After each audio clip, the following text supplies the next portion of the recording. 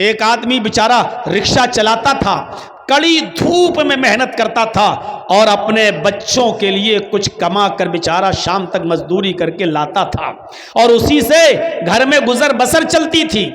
ایک دن یہ رکشے والا محنت و مزدوری کر کے جب تھکا ہوا گھر پہ پہنچا، اپنی بیوی سے بولا کہ مجھے کھانا پیش کرو، بہت تیز بھوک لگ رہی ہے، میں محنت و مزدوری کرنے والا آدمی ہوں۔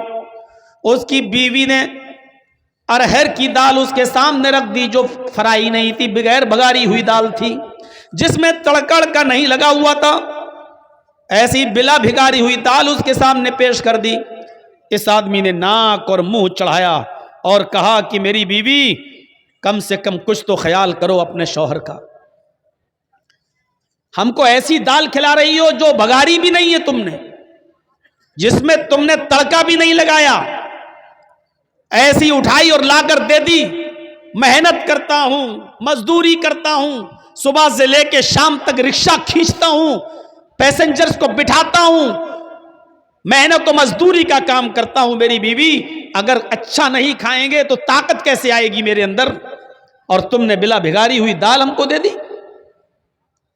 اس کی بیوی نے کہا کہ میرے پیارے شوہر، شکر ادا کرو کہ تمہیں دال بھی مل رہی ہے، شکر ادا کرو کہ تمہیں تازہ روٹی بھی مل رہی ہے، جو میں نے ابھی ابھی بنا کر تمہارے سامنے گرم گرم روٹی دی ہے۔ میرے پیارے شوہر، تمہیں اللہ کا شکر ادا کرنا چاہیے کہ تمہیں یہ دال بھی ملی ہے، اگرچہ بلا بھکاری ہوئی ملی ہے لیکن ملی تو ہے۔ تم نے محمد رسول اللہ صلی اللہ علیہ وسلم کی زندگی نہیں پڑھی۔ حضرت عائشہ صدیقہ فرماتی ہیں کہ ما عاش رسول اللہ صلی اللہ علیہ وسلم طعاما قط، کہ اللہ کے رسول صلی اللہ علیہ وسلم نے اپنی پوری زندگی میں کبھی پیٹ بھر کر کھانا نہیں کھایا۔ آپ نے اپنی پوری زندگی میں پیٹ بھر کر کھانا نہیں کھایا، تمہیں تو دال بھی مل رہی ہے۔ اللہ کے نبی صلی اللہ علیہ وسلم کا حال تو یہ تھا، حضرت عائشہ فرماتی ہیں کہ ہمارے گھر میں دو مہینے ایسے گزر جایا کرتے تھے کہ چولہا نہیں جلا کرتا تھا، دو مہینے ہمارے گھر میں چولہا نہیں جلا کرتا تھا۔ اے میرے پیارے شوہر، اللہ کا شکر ادا کرو کہ تمہیں تو دال بھی مل رہی ہے، ورنہ ہمارے نبی کا تو یہ حال تھا کہ دو مہینے گھر میں چولہا تک نہیں جلتا تھا۔ اس آدمی نے دال روٹی کھانا شروع کر دیا اور اپنی بیوی کی تعریف کرتے ہوئے فرمایا، میری بیوی تم بالکل ٹھیک کہہ رہی ہو، میری بیوی تم نے بالکل صحیح فرمایا۔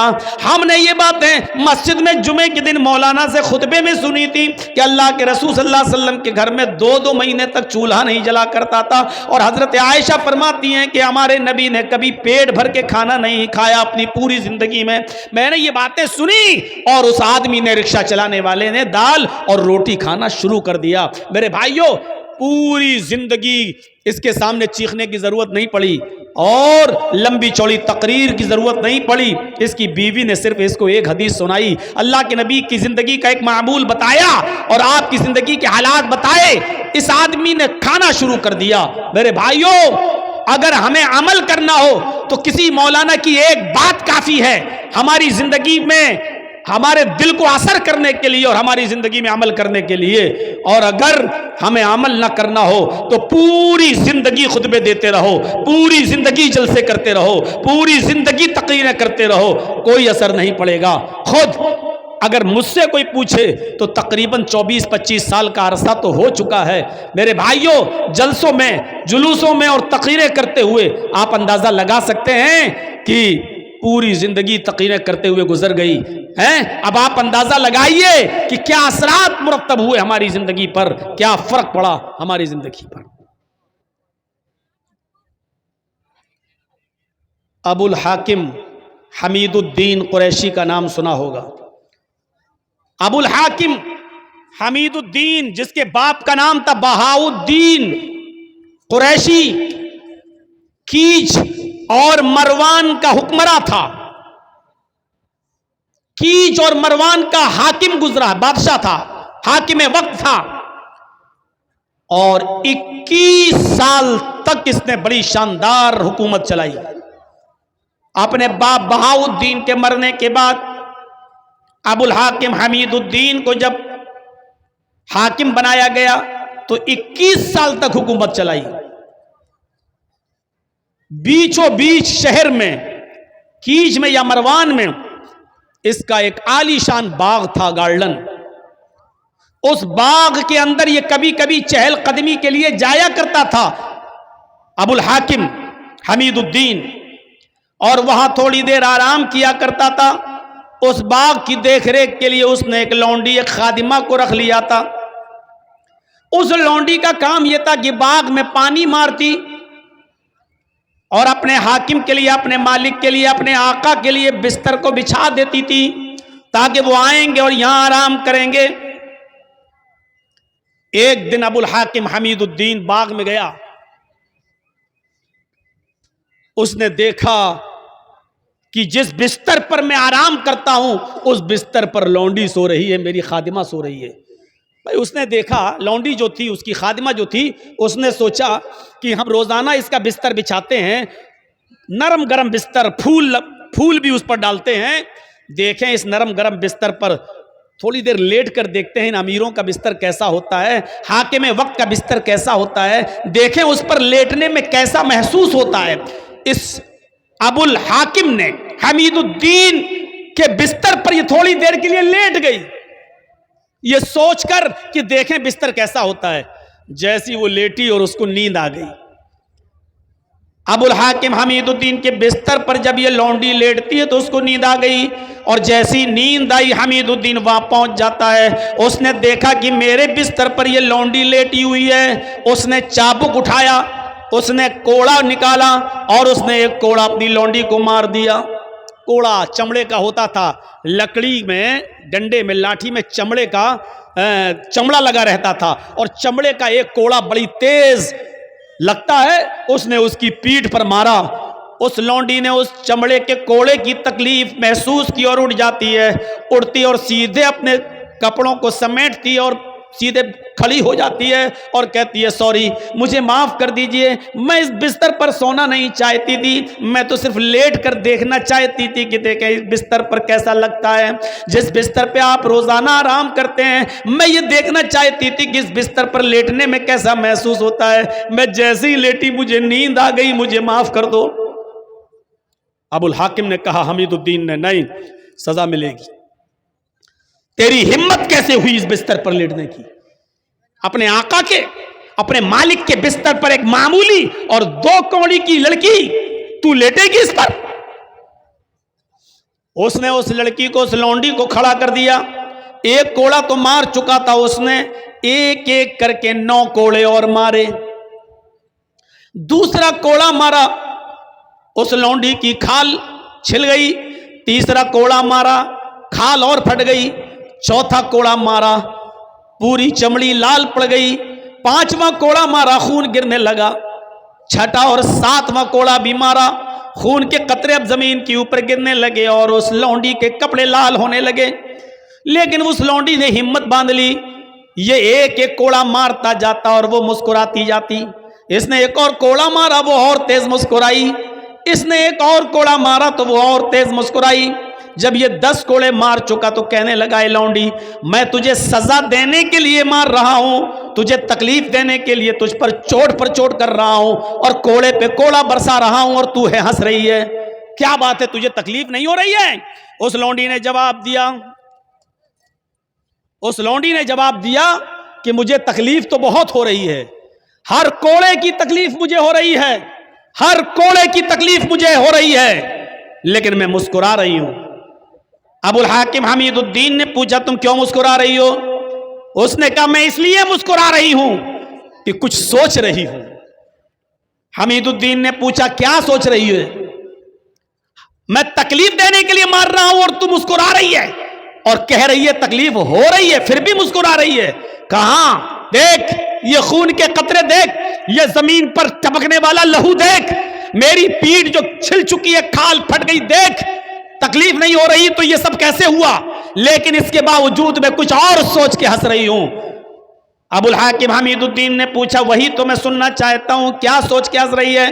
उसने कहा, मैं ये सोचकर हंस रही हूं कि थोड़ी देर तेरे बिस्तर पर लेट गई तो तेरी अदालत में मुझे ये सजा मिली, थोड़ी देर में तेरे बिस्तर पर सो गई थोड़ी देर मैंने आराम कर लिया तो तेरी अदालत में मुझे ये सजा मिली। मैं तेरे बारे में सोच रही हूं कि तू तो पूरी जिंदगी ऐशो आराम में रहा है, तू तो पूरी जिंदगी आराम से सोता है, तुझे तो कभी तकलीफ ही नहीं होती। जब थोड़ी देर सोने में तेरी अदालत में ये तकलीफ है, जब थोड़ी देर आराम करने की और आराम से सोने की तेरी अदालत में ये सजा है, तो अल्लाह की अदालत में उस आदमी की सजा क्या होगी जो पूरी जिंदगी ऐशो आराम में सोता है, जिसको कभी कोई तकलीफ नहीं पहुंचती, उसकी सजा अल्लाह की अदालत में क्या होगी।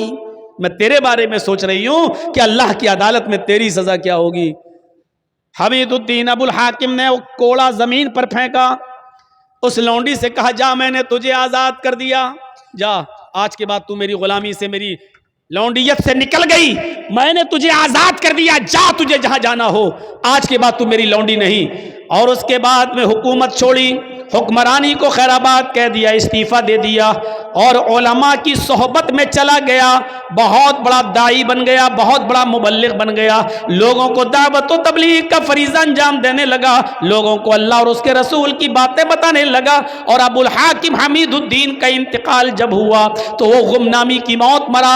आज तक पता नहीं चला कि अबुल हाकिम को, हमीदुद्दीन को दफन कहाँ किया गया। फिर उसने शोहरत छोड़ दी, नाम के लिए जीना छोड़ दिया और दावत व तबलीग का फरीज़ा अंजाम देना शुरू कर दिया और पूरी जिंदगी फिर गुमनामी की जिंदगी जिया। इस पूरे वाक़े को बताने का मकसद मेरा सिर्फ यह है कि कोई लंबी चौड़ी तकरीर नहीं हुई थी, बहुत ज्यादा इसके सामने बातें नहीं रखी गई थी, सिर्फ उस लौंडी ने इतना कहा था कि अगर थोड़ी देर आराम करने की सजा तेरी अदालत में मेरी ये है, तो तेरी सजा अल्लाह की अदालत में क्या होगी जो पूरी जिंदगी ऐशो आराम के साथ रहा। इतनी सी बात अबुल हाकिम को, हमीदुद्दीन को असर कर जाती है और वो नेक बन जाता है, मुत्तकी बन जाता है, परहेजगार बन जाता है और उसने अपनी जिंदगी के अंदर एक इनकलाब पैदा कर लिया है और गुमनामी की जिंदगी जीता है और कब मरता है पता नहीं चलता। फितरत में जिंदगी हो तो एक जुमला काफी है, और फितरत में जिंदगी ना हो तो पूरी जिंदगी चीखते रहो, चिल्लाते रहो। बताया ना कल बताया था ना अबू तालिब का वाकया। अल्लाह के रसूल पूरी जिंदगी कहते रहे चचा कलमा पढ़ लो, और आखिरी वक्त भी कहा कुल या अम्मी ला इलाहा इल्लल्लाहु फी उज़ुनी, आए मेरे चचा मेरे कान में कह दो ला इलाहा इल्लल्लाह। लेकिन अल्लाह अबू तालिब को कलमा नसीब नहीं हुआ, फितरत में जिंदगी नहीं थी, बगैर कलमे के दुनिया से रुखसत हो गया और जहन्नम का मुस्तहिक हो गया। मेरे प्यारे साथियों, तसव्वुर करो, फितरत में जिंदगी हो तो एक जुमला काफी होता है, एक लफ्ज काफी होता है, और पूरी जिंदगी के दिल में बिठाने के लिए और पूरी जिंदगी के अमल करने के लिए। आज हम कहां हैं? हमारे पास कहां है नेकियां? है कोई मुहासिबा करता अपनी नेकियों का? छोटी से छोटी नेकी को भी हकीर मत समझो, छोटी से छोटी नेकी को भी हकीर मत समझो।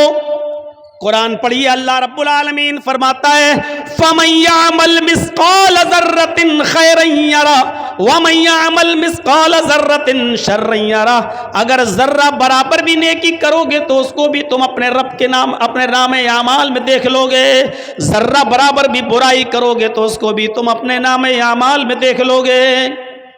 छोटी से छोटी नेकी को भी हकीर मत समझो, इसमें क्या हो जाएगा। कल मैंने बताया था ना, छोटी से छोटी नेकी, रास्ते से गुजर रहे हैं, पत्थर पड़ा हटा दो, कांटा पड़ा हटा दो, ये ना समझो यार ये कोई नेकी है। छोटी से छोटी नेकी को भी हकीर मत समझो।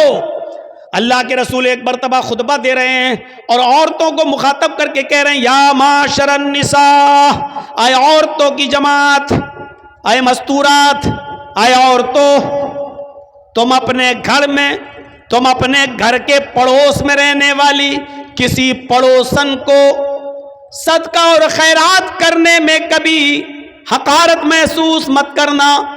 तुम अपने घर के पड़ोस में रहने वाली पड़ोसन को सदका और खैरात करो, अगरचे कुछ भी देने के लिए ना हो तो एक बकरी का खुर ही दे दिया करो। बकरी का खुर ही क्यों ना हो? बकरी का खुर, बकरी जिससे चलती है, ये पैरों का ये निचले वाला हिस्से को खुर कहा जाता है ना, یہ عرب کے اندر سب سے گھٹیا چیز مانی جاتی تھی، سب سے کمتر چیز سمجھی جاتی تھی. تو اللہ کے نبی صلی اللہ علیہ وسلم کہہ رہے ہیں کہ آئے عورتوں اپنے پڑوسن کو صدقہ اور خیرات کرو، اگرچہ بکری کا کھر ہی کیوں نہ ہو، بکری کا کھر بھی تمہیں دینا پڑے تو دے دو، صدقہ اور خیرات کرو، دو تم ان کو، صدقہ اور خیرات کرو، اس نیکی کو حقیر مت سمجھو. آئیے اور ایک اور روایت کی طرف میں تمہیں لے کے چلتا ہوں. بخاری کی روایت ہے، اللہ کے نبی صلی اللہ علیہ وسلم فرماتے ہیں فاتقوا النار ولو بشق تمرہ، ولو بشق تمرہ پر غور کرو. فاتقوا النار، لوگوں تم اپنے آپ کو جہنم سے بچاؤ، اپنے آپ کو جہنم سے بچاؤ، آگ سے بچاؤ، دوزخ سے بچاؤ. کیسے بچاؤ؟ وَلَوْ بِشِقِّ تَمْرَةٍ، اگرچہ تمہیں کھجور کا ٹکڑا ہی دینا پڑے اس کو بھی اللہ کے راہ میں صدقہ و خیرات کرو. کھجور تو بڑا ہو گیا، یہ کھجور ہے، یہ کھجور نہیں ہے تمہارے پاس، آدھا کھجور ہے یا اس کا ایک ٹکڑا ہے تمہارے پاس، چوتھائی حصہ، 1/4 ڈیٹ، 1/4 کھجور، ایک کھجور کا بھی چوتھائی حصہ ہے آپ کے پاس. اللہ کے نبی کہہ رہے ہیں کہ اگر وہ بھی تمہارے گھر پہ رکھا ہے، فاضل ہے، تو ولو بشق تمرہ، تو وہ بھی کسی نہ کسی غریب کو یا غریب کے بچے کو دے دو، کھلا دو اس کو، اپنے آپ کو جہنم سے بچاؤ. کھجور کے ٹکڑے کی حیثیت کیا ہے؟ کوئی آدمی کھجور کا ٹکڑا دے گا؟ پورا کھجور دے دے گا. اللہ کے نبی کہہ رہے ہیں کھجور تو چھوڑو، ولو بشق تمرہ، اگر تمہارے پاس کھجور کا ٹکڑا ہی ہو تو اس کو بھی دے دو. یعنی اس نیکی کو بھی حقیر مت سمجھو. ارے یار کیا ہے میرے پاس، یہ اس کا کیا ہو جائے گا، ایک کھجور کا ٹکڑا دیں گے تو اس کا کیا پیٹ بھر جائے گا، بیچارے گا کیا بھرے گا؟ نہیں، اللہ کے نبی اکسا رہے ہیں، ابھار رہے ہیں، اگر تمہارے پاس کھجور کا ٹکڑا ہو تو تم اس کو بھی صدقہ و خیرات کر کے اپنے آپ کو جہنم سے بچاؤ. فاتقوا النار ولو بشق تمرہ، اپنے آپ کو دوزخ سے، جہنم سے بچاؤ، اگرچہ تمہارے پاس کھجور کا ٹکڑا ہی کیوں نہ ہو، صدقہ و خیرات کرنے کے لیے کرو. وہ حدیث یاد ہے نا، بخاری کی، حضرت عائشہ فرماتی ہے کہ میرے پاس ایک مانگنے والی آئی، جاءتنی سائلہ، میرے پاس مانگنے والی آئی، ومعہا صبیان، اس کے ساتھ دو چھوٹے چھوٹے بچے تھے. مانگنے لگی، میرے پاس ایک کھجور تھی، میں نے وہ کھجور لا کر اس عورت کو دے دیا، اس کھجور نے اس کے دو ٹکڑے کر دیے، ایک ٹکڑا اس بچے کو دے دیا، ایک ٹکڑا اس بچے کو دے دیا، ایک ٹکڑا اس بچے کو دے دیا، ایک ٹکڑا اس بچے کو دے دیا، اور اپنا خود نہیں کھایا. ان دونوں بچوں نے آدھی آدھی کھجور کھا لی اور چلی گئی وہ عورت اپنے بچے کو لے کر، بچوں کو. اللہ کے نبی صلی اللہ علیہ وسلم جب گھر میں آئے تو حضرت عائشہ نے پورا منظر بیان فرمایا. تو اللہ کے نبی صلی اللہ علیہ وسلم نے فرمایا وجبت علیہ الجنہ، عائشہ جو عورت اپنے بچوں کے کھانے پینے کی آزمائش میں مبتلا کر دی گئی، جو اپنے بچوں کی پرورش میں آزمائی گئی اور اس آزمائش میں پوری اترتی ہے، اس عورت کے اوپر جنت واجب ہے. یعنی اس عورت نے خود بھوکا رہ کر اپنے بچوں کو آدھی آدھی کھجور دے دی، اپنے بچوں کو ٹکڑے دے دیے کھجور کے، خود بھوکی رہ گئی، اللہ تعالیٰ نے اس عورت پر جنت واجب کر دی. یعنی اس عورت کے اوپر جنت فرض ہو گئی، جنت واجب ہو گئی. غور کیجئے، کھجور کا ایک کھجور تھی، حضرت عائشہ نے وہی دے دی. اب آپ کہو گے ایک کھجور میں کیا ہوتا ہے، نہ عورت کا پیٹ بھرا نہ بچوں کا، لیکن حضرت عائشہ نے ایک کھجور تھی وہی دے دی. مسلم شریف کی حدیث میں 3 کھجوروں کا ذکر ہے. ایک کھجور اس عورت، 3 کھجور حضرت عائشہ نے اس عورت کو دے دی. اس عورت نے ایک کھجور اس بچے کو دے دی، ایک کھجور اس بچے کو دے دی، اور ایک کھجور اپنے کھانے کے لیے رکھ لی.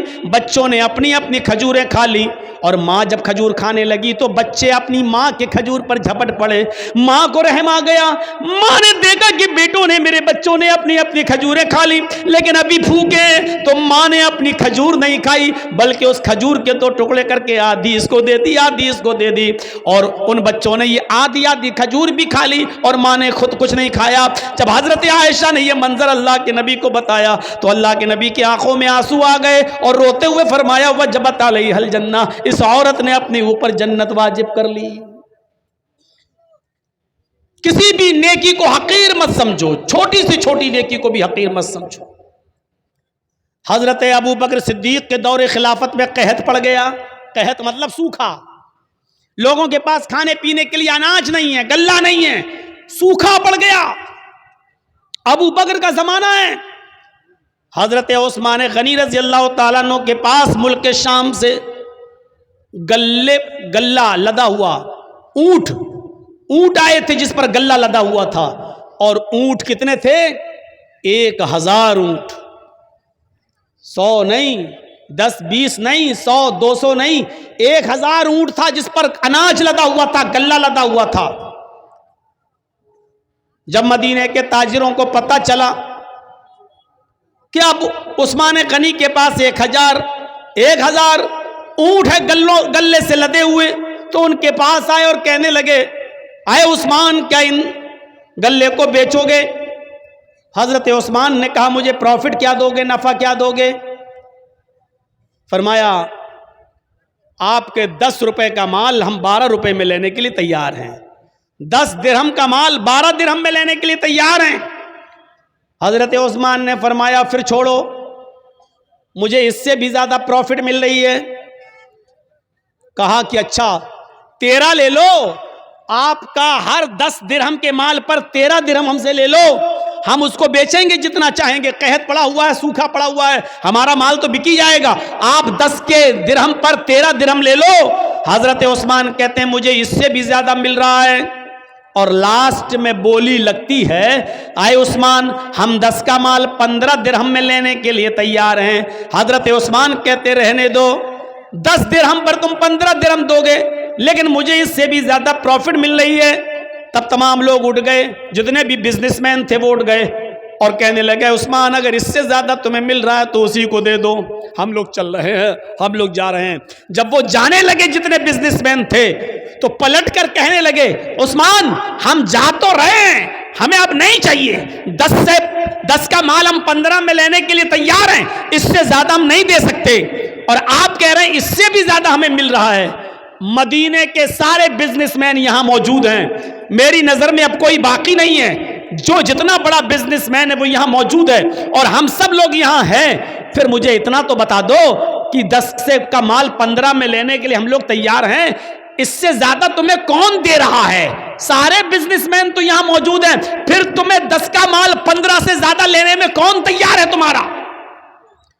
हजरत उस्मान मुस्कुराते हुए जवाब देते हैं कि अल्लाह, मेरा अल्लाह मुझे इससे भी ज्यादा प्रॉफिट दे रहा है।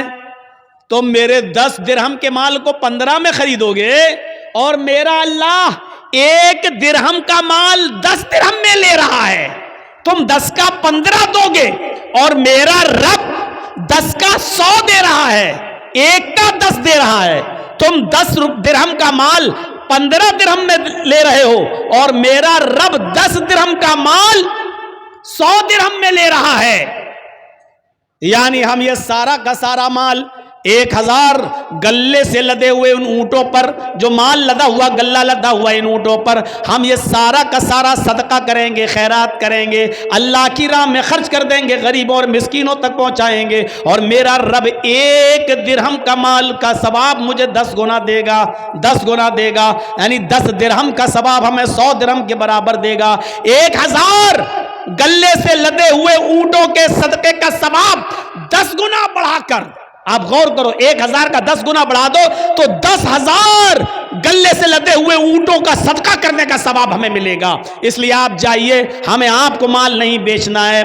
मैंने कहा छोटी से छोटी नेकी को भी हकीर मत समझो। देखो हजरत उस्मान गनी को 10 का 15 मिल रहा था, लेकिन इसके बावजूद गरीबों में और मिस्कीनों में सारा का सारा माल लुटा दिया, खर्च कर दिया, फी सबीलिल्लाह दे दिया।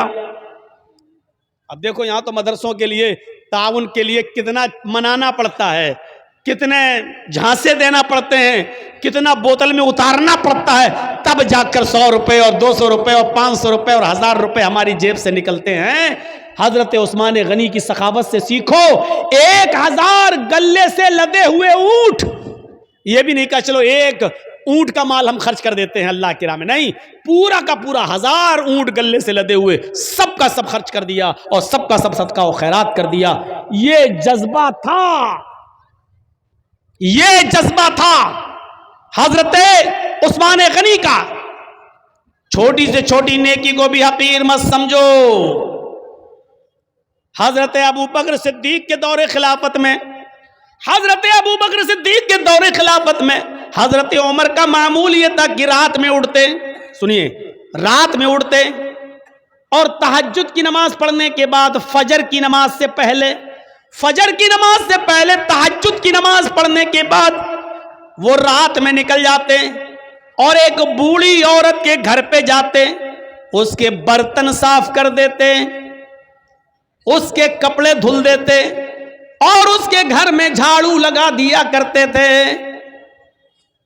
کسی نیکی کو حقیر مت سمجھو۔ حضرت عمر فاروق کا معمول دیکھیے گا، کیا کر رہے ہیں؟ تہجد کی نماز پڑھی فجر کی نماز سے پہلے اور پھر چلے گئے، ایک بوڑھی عورت کے گھر گئے، اس کے برتن مانج دیے، اس کے کپڑے دھل دیے اور اس کے گھر میں جھاڑو لگا دیے۔ یہ ان کا معمول تھا، روزانہ یہ کام کیا کرتے تھے۔ ایک دن تہجد کی نماز پڑھ کے فجر کی نماز سے پہلے پہنچے، گھر میں جب گھسے تو کیا دیکھتے ہیں؟ برتن صاف ہیں۔ کپڑے دھلنا چاہا بوڑھی عورت کے، کیا دیکھ رہے ہیں؟ کپڑے دھلے ہوئے پڑے ہوئے ہیں۔ جھاڑو لی کہ جھاڑو سے گھر صاف کر دے تو کیا دیکھتے ہیں؟ گھر میں جھاڑو لگ چکی ہے۔ پوچھا ماں کون تھا؟ یہ آج گھر میں صفائی کیسے ہو گئی؟ کہا بیٹے میں کیا جانوں، میں تو آنکھوں سے اندھی ہوں، نابینا ہوں، مجھے کیا معلوم، میں تو سمجھی کہ تم ہی آئے ہو، برتن تم مانج رہے ہو، جھاڑو تم لگا رہے ہو، کپڑے تم دھل رہے ہو۔ کہا ماں میں نہیں تھا۔ کہا بیٹا مجھے نہیں معلوم پھر کون تھا۔ حضرت عمر فاروق دوسرے دن بھی یہی ٹائم پر آئے تو کیا دیکھتے ہیں؟ دوسرے دن بھی برتن مانجے جا چکے ہیں۔ کیا دیکھتے ہیں کہ دوسرے دن بھی برتن مانج کر ختم ہو، برتن مانجے جا چکے ہیں، جھاڑو لگ چکی ہے، کپڑے دھلے ہوئے ہیں۔ حضرت عمر سمجھ گئے، عمر کوئی ہے جو تم سے پہلے آتا ہے، کپڑے دھل جاتا ہے، برتن صاف کر جاتا ہے، جھاڑو لگا جاتا، کوئی ہے جو تم سے پہلے بھی یہ کام کر جاتا ہے۔ پتہ لگانا چاہیے کہ کون ہے۔ اب حضرت عمر جاسوسی کرنے لگے، چپکے سے دیکھیں کہ کون ہے۔ تو تہجد کی نماز پڑھ کے آئے اور چپکے سے چھپ گئے ایک درخت کی آڑ میں۔ کیا دیکھتے ہیں کہ ایک شخص اپنا چہرہ چھپایا ہوا چادر سے آتا ہے رات کے اندھیرے میں اور اسی بوڑھی عورت کے گھر میں چلا جاتا ہے، برتن مانجتا ہے، جھاڑو لگاتا ہے، کپڑے صاف کرتا ہے، اور اس کے بعد میں جب وہاں سے نکلتا ہے تو جیسے وہ گھر سے نکلتا ہے حضرت عمر فاروق نے اس کو پکڑ لیا۔ رکیے، اپنا چہرہ کھولیے تو کون ہے آپ؟ یہ میرا کام آپ کیسے کر رہے ہیں؟ اب اس نے کہا یہ میرا تیرا کیا لایا ہے، تم پہلے آ جاؤ، تم کر لو، ہم پہلے آ جائیں، ہم کر لیں، چہرہ نہیں دکھا سکتا۔ حضرت عمر نے کہا تمہیں اللہ کا واسطہ چہرہ کھولو، میں دیکھنا چاہتا ہوں کہ مجھ سے بھی پہلے یہ کام کون کرنے آتا ہے۔ جب اللہ کا واسطہ دیا اور جب چہرہ کھولا تو کیا دیکھتے ہیں کہ وہ کوئی اور نہیں، حضرت ابو بکر صدیق رضی اللہ تعالیٰ عنہ خلیفہ ہیں۔ ارے آج آپ کے علاقے کا چیف منسٹر کسی غریب کے کپڑے کیا دھلے گا؟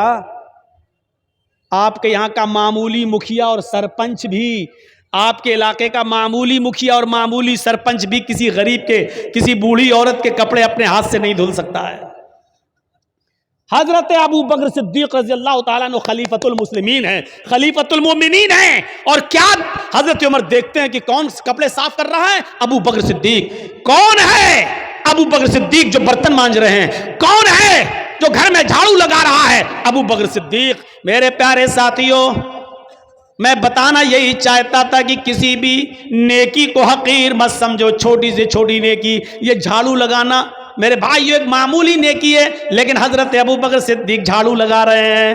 برتن مانج دینا کوئی بہت بڑا کام نہیں ہے۔ اگر کسی آدمی کو اپنی انسلٹ کا خیال ہو تو بھلے ہی نہ مانجے، ورنہ برتن مانجنا کوئی بہت بڑا کام نہیں ہے۔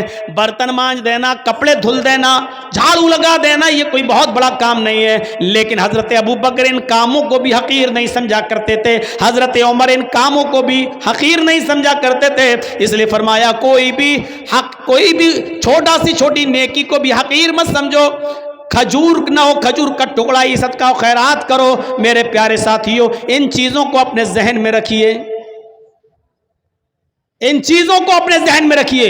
مسلمان وہ ہوتا ہے جو چھوٹی سے چھوٹی نیکی کو بھی معمولی نہیں سمجھتا ہے، اور مسلمان مومن وہ ہوتا ہے جو چھوٹے سے چھوٹا گناہ کو بھی پہاڑ سمجھتا ہے۔ ایک چیز یاد رکھیے گا، مسلمان کون ہوتا ہے؟ جو چھوٹی سی چھوٹی نیکی کو بھی حقیر نہ سمجھے. مسلمان کون ہوتا ہے؟ جو چھوٹے سے چھوٹے گناہ کو پہاڑ کے برابر سمجھے, بہت بڑا سمجھے. اور منافق کون ہوتا ہے؟ جو بڑے سے بڑے گناہ کو بھی معمولی سمجھے. منافق کون ہوتا ہے؟ جو بڑے سے بڑے گناہ کو بھی یہ سمجھے کہ ناک پر مکھی بیٹھی تھی ایسے اڑایا اور اڑ گئی. یعنی بڑے سے بڑے گناہ کو بھی وہ سمجھتا ہے جیسے ناک پر بیٹھی ہوئی مکھی کو اڑا دیا. یہ منافق ہوتا ہے, منافق. اندازہ لگا رہے ہیں آپ؟ مسلمان کبھی چھوٹی سے چھوٹی نیکی کو بھی حقیر نہیں سمجھتا, اور کوئی چھوٹے سے چھوٹے گناہ کو بھی معمولی نہیں سمجھتا بلکہ بہت بڑا گناہ سمجھتا ہے. صحابہ کرام فرماتے ہیں, اے لوگوں جن گناہوں کو تم معمولی سمجھ کر جاتے ہو, ہم اللہ کے نبی کے زمانے میں, ہم رسول اللہ صلی اللہ علیہ وسلم کے زمانے میں, ہم چھوٹے سے چھوٹے اور معمولی سے معمولی گناہ کو بھی پہاڑ کے برابر سمجھا کرتے تھے, پہاڑ کے برابر جانا کرتے تھے. ہم نبی اکرم صلی اللہ علیہ وسلم کے زمانے میں معمولی سے معمولی گناہ کو بھی پہاڑ کے برابر سمجھا کرتے تھے. اور مسلمان کی پہچان یہ ہے کہ اس کے سامنے ایک راستہ مصیبت کا ہو اور دوسرا راستہ معصیت, گناہ اور نافرمانی کا ہو. ایک راستہ تو ہو مصیبت کا, پریشانی کا, اور دوسرا راستہ ہو گناہ کا. تو مسلمان وہ ہوتا ہے جو مصیبت کے راستے کو اختیار کر لیتا ہے لیکن گناہ کے راستے کو اختیار نہیں کرتا. اب میں مثال دوں گا, ذرا سنیے گا میرے پیارے ساتھیوں. مسلمان وہ ہوتا ہے جس کے سامنے اگر دو راستے آ جائیں, ایک طرف پریشانی کا راستہ, مصیبت کا راستہ, اور دوسری طرف گناہ کا راستہ. کوئی کام کرنے میں پریشانی ہے اور اس کام کو نہ کرنے میں عیش و آرام ہے, لیکن گناہ ہے. تو مسلمان وہ ہوتا ہے جو پریشانی اور مصیبت کا راستہ اختیار کرتا ہے. حضرت یوسف علیہ السلام کو دیکھیے, چھوٹے ہیں, بچے ہیں, اور ان کے بھائیوں نے برگلا لیا اپنے ماں باپ کو, اپنے باپ یعقوب علیہ السلام کو بہکا لیا. اے ہمارے ابو, ہم یوسف کو اپنے ساتھ لے جاتے ہیں جنگل میں, ہمارے ساتھ کھائے گا, پیے گا, کھیلے گا, دوڑے گا. آپ یوسف کو اپنے پاس رکھتے ہیں ہر وقت, ہمارے ساتھ بھی تو اس کو بھیجیے, ذرا سیر و تفریح کرے, چلے پھرے, گھومے, ٹہل کر دیکھے. اور باپ نے بہت منع کیا لیکن بیٹوں نے منا لیا, اور باپ نے حضرت یوسف علیہ السلام کو بھائیوں کے ساتھ, بیٹوں کے دوسرے بیٹوں کے ساتھ بھیج دیا کہ جاؤ, لے جاؤ, لیکن یاد رکھنا, خیال رکھنا یوسف کا, چھوٹا بچہ ہے, دیکھو. اور جب یہ لوگ جنگل کے اندر پہنچ جاتے ہیں تو اب صلاح و مشورہ کرتے ہیں کہ یوسف کو کیا کریں. پھر ایک حتمی فیصلہ کرتے ہیں کہ مارنا ٹھیک نہیں ہے, قتل کرنا ٹھیک نہیں ہے. یوسف کو ہم ایک ویران کنویں میں ڈال دیتے ہیں, یوسف کو ہم ایک اندھے کنویں میں پھینک دیتے ہیں. کوئی آئے گا اور اٹھا کر یوسف علیہ السلام یوسف کو لے جائے گا, پھر وہ اپنے یہاں پالے گا, پوسے گا, بڑا کرے گا. ہمیں کیا مطلب, ہم سے تو ایک مصیبت چل جائے گی. ہمارے والدین, ہمارے ماں باپ, ہمارے باپ یعقوب یوسف سے محبت کرتے ہیں, اور وہ جگہ ہمیں اپنے دل میں نہیں دیتے جو یوسف کا مقام ہے. پھر ان لوگوں نے عزم مصمم کر لیا اور یوسف علیہ السلام کو ایک کنویں کے اندر پھینک دیا, کنویں میں ڈال دیا, اور روتے ہوئے اپنے گھر آتے ہیں. ایک یوسف علیہ السلام کی قمیض اتار لی, ان کا کرتا اتار لیا, اور ایک بکری کو ذبح کر کے بکری کا جھوٹا خون, بکری کا خون اس قمیض میں لگا کر لے آئے. اور جب اپنے گھر پہ آتے ہیں تو اپنے ابا سے کہتے ہیں, یعقوب علیہ السلام سے کہتے ہیں, یا ابانا, آئے ہمارے ابو جان, انا ذهبنا نستبق وتركنا يوسف عند متاعنا فاكله الذئب. اے ابو جان, ہم یوسف علیہ السلام کو لے گئے اور ہم کھیل کود میں لگ گئے. نستبق, ہم کھیل کود میں لگ گئے, ہم دوڑ بھاگ میں لگ گئے. वतरकना यूसुफ इंद मताइना, और यूसुफ को अपने सामान के पास छोड़ दिया कि तुम इसकी देख रेख करना। हम लोग इधर उधर खेल कूद में लग गए। फअकलहु ज़िब, भेड़िया आया और भेड़िया यूसुफ अलैहिस्सलाम को खा गया। भेड़िया आया और भेड़िए ने यूसुफ को फाड़ दिया। अरे हमारे अब्बू, आप हमारी बात पर ईमान क्यों लाएंगे, आप हमारी बात क्यों मानेंगे? वमान बिमुमिनिन लना, आप हमारी बात क्यों मानेंगे? वलौ कुन्ना सादिकीन, अगरचे हम सच्चे ही क्यों ना हो, हम सच बोल रहे हैं, फिर भी आपको हमारी बात का यकीन नहीं होगा। अपने माँ बाप से ये बात कह दी याकूब अलैहिस्सलाम से। इधर एक काफिला आया, सुनिए, इधर एक काफिला आया, उसको प्यास लगी तो कुएं के पास चला गया, उसने डोल डाला, डोल, और उस यूसुफ अलैहिस्सलाम उस डोल में बैठ गए। उसने जब खींचा तो डोल भारी लगा, उसने झांक कर देखा तो एक छोटा बच्चा पड़ा हुआ है यूसुफ। उसने काफिले वालों को खुशखबरी सुनाई, या बुशरा हाजा गुलाम, आए काफिले वालों खुशखबरी सुनो, ये तो एक बच्चा पड़ा है, यहां तो एक लड़का पड़ा हुआ है, बच्चा, बड़ा खूबसूरत बच्चा यहां कुएं में पड़ा हुआ है। निकाला, मिस्र के बाजार में ले गए और वहां उस बच्चे को बेच दिया गया। और जानते हो, इतना खूबसूरत बच्चा यूसुफ अलैहिस्सलाम, जिनकी खूबसूरती का जिक्र कुरान में मौजूद, लेकिन इस खूबसूरत बच्चे की कीमत भी क्या लगी मिस्र के बाजार में, जानते हो? उनको पैसा चाहिए था। कहते नहीं कि कोई चोरी का माल हो या ऐसा कोई माल हो तो आदमी जल्दी हटाता है। कभी कभी 20,000 का मोबाइल 2,000 में देके चला जाता है कि जल्दी हटे, जल्दी से निकले, और पकड़ा जाए तो दूसरा पकड़ा जाए, हम ना पकड़े जाएं। ऐसी उन्होंने देखा कि ये यूसुफ हमें मिले तो जल्दी से इनको हटा दिया जाए। और मिस्र के बाजार में जब बोली लगी तो जानते हो, बहुत कम कीमत में उनको बेच दिया गया। वशरऊहु बिसमनिन बख्सिन दराहिम मादूदा। कुरान के अल्फाज देखो मेरे भाइयों, उन लोगों ने चंद सिक्कों में यूसुफ को बेच दिया, चंद टकों में, चंद खोटे सिक्कों में यूसुफ को बेच दिया। लो, यूसुफ अलैहिस्सलाम बादशाह मिस्र के मेहमान बने। धीरे धीरे बादशाह मिस्र के पास पहुंचे। बादशाह मिस्र ने अपनी बीवी से कहा, यह बच्चा है, इसकी देखरेख करो, आगे चलकर हो सकता है कि हम इसको बेटा बना लें। देखो, इसकी खिदमत करो, देखभाल करो। और बादशाह मिस्र के घर में यूसुफ की परवरिश होने लगी। धीरे धीरे बड़े होते गए और एक दिन आया कि यूसुफ अलैहिस्सलातु वस्सलाम अपनी जवानी को पहुंच गए। यहां खूबसूरती अपनी कयामत बर्पा कर रही थी और यहां यूसुफ अलैहिस्सलातु वस्सलाम जवान हो गए। और उधर बादशाह मिस्र की बीवी का दिल हचकोले लेने लगा। वो इस गुलाम पर, यूसुफ अलैहिस्सलातु वस्सलाम पर अंदर ही अंदर दिलो जान से फरेफ्ता थी, दिलो जान से कुर्बान थी। धीरे धीरे ये चर्चा मिस्र की औरतों में होने लगा। और मिस्र की औरतें, और औरतों में किसी बात का चर्चा बहुत जल्दी होता है। कोई भी बात हो, अगर आपको बहुत जल्दी फैलाना हो तो बस 2-4 औरतों में फैला दो, शाम तक होते होते पूरे गांव में ऑटोमेटिक फैल जाएगी। ये बात मिस्र की औरतों में फैल गई। ओ बादशाह की बीवी, ओहो, अपने गुलाम पे मरती है, अपने गुलाम को दिल दे बैठी है, अपने गुलाम के साथ मुंह काला करना चाह रही है, अपने गुलाम के साथ ये हरकत करती है। बादशाह मिस्र की बीवी के चर्चे जब मिस्र की औरतों में होने लगे तो उस औरत ने, यानी बादशाह की बीवी ने, सारी औरतों को दावत दे दी। गौर कीजिए, सारी औरतों को दावत दे दी, सबके सामने फल रख दिए, सबको छुरियां दे दी।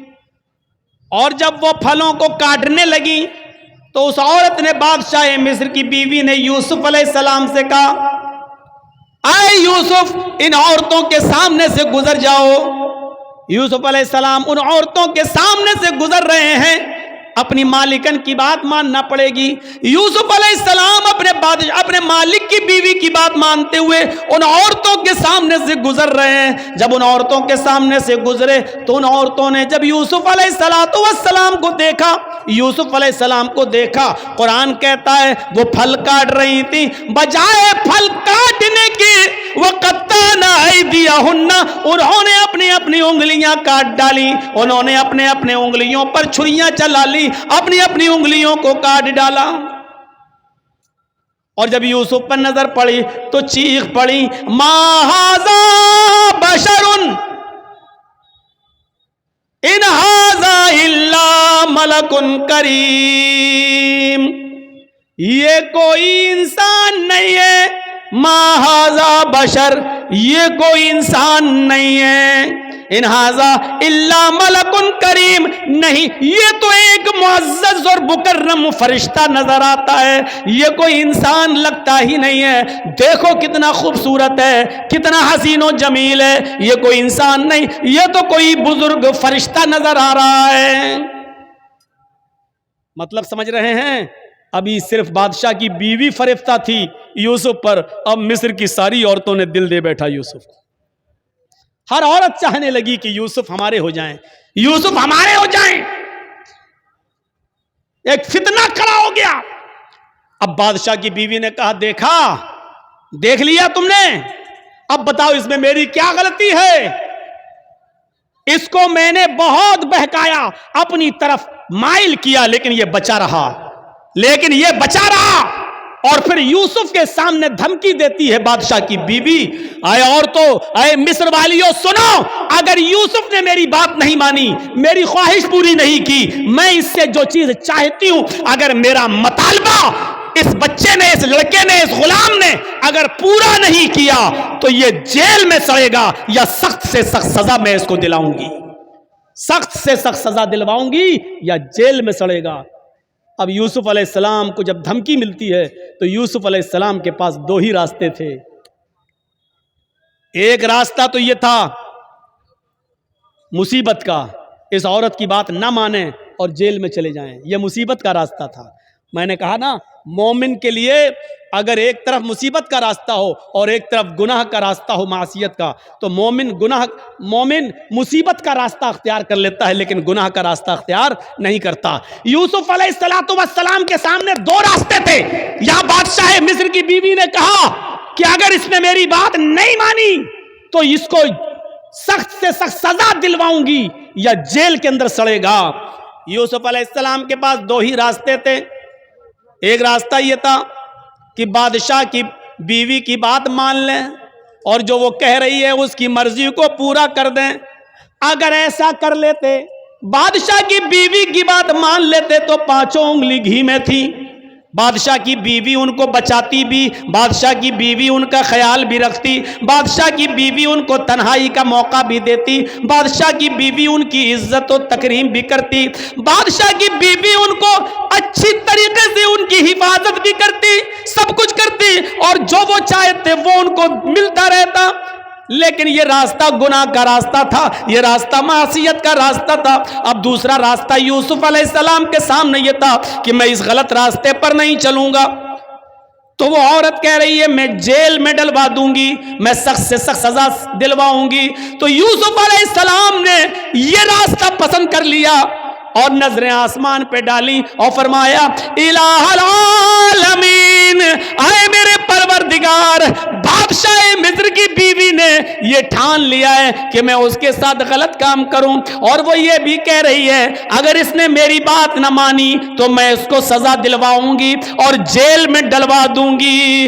रब्बिस सिजनु अहब्बु इलैया मिम्मा यदऊननी इलैहि, आए मेरे परवरदिगार, आए मेरे अल्लाह, आए मेरे रब, मुझे जेल में जाना ज्यादा पसंद है। रब्बिस सिजनु अहब्बु इलैया मिम्मा यदऊननी इलैहि, आए अल्लाह मुझे जेल ज्यादा महबूब है, मुझे जेल में जाना ज्यादा पसंद है बनिस्बत उसके जिस बुरे काम की तरफ ये औरतें मुझे बुला रही हैं और बादशाह मिस्र की बीवी मुझे चाह रही है। इस काम के करने से बेहतर और ज्यादा अच्छा मेरे लिए यह है कि मैं जेल में चला जाऊं।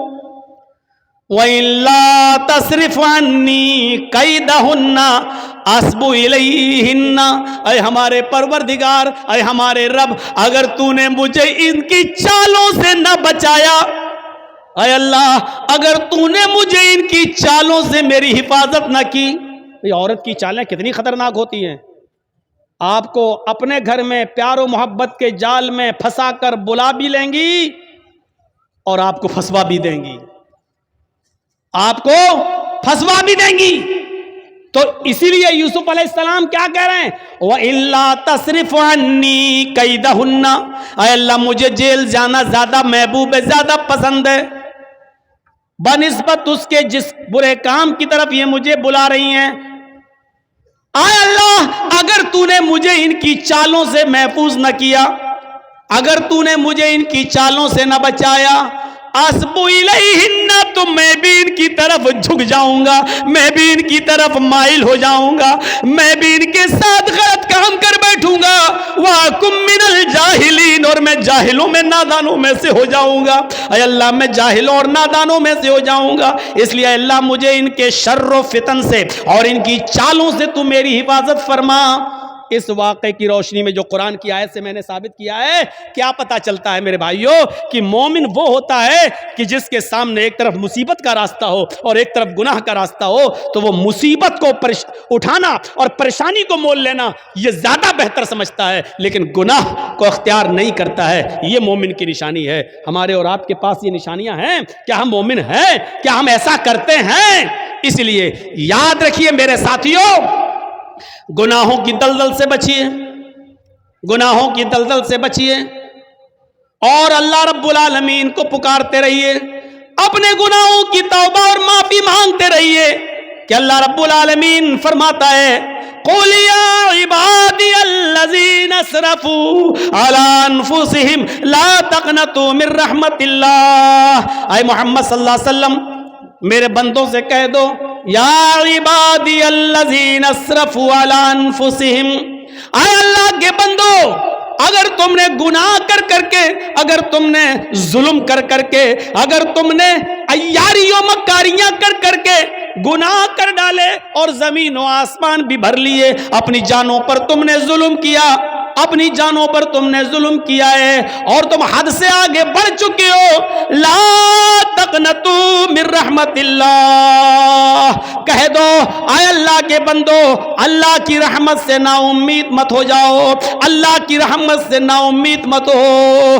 اللہ رب العالمین تمہارے گناہوں کو اب بھی معاف کر دے گا، بشرط یہ کہ تم سچے دل سے توبہ کرو، استغفار کرو.